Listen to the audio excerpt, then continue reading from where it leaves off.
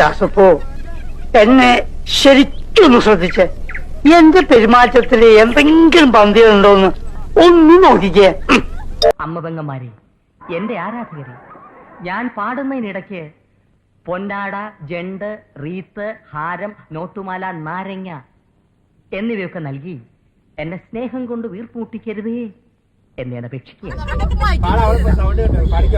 ചേട്ടാ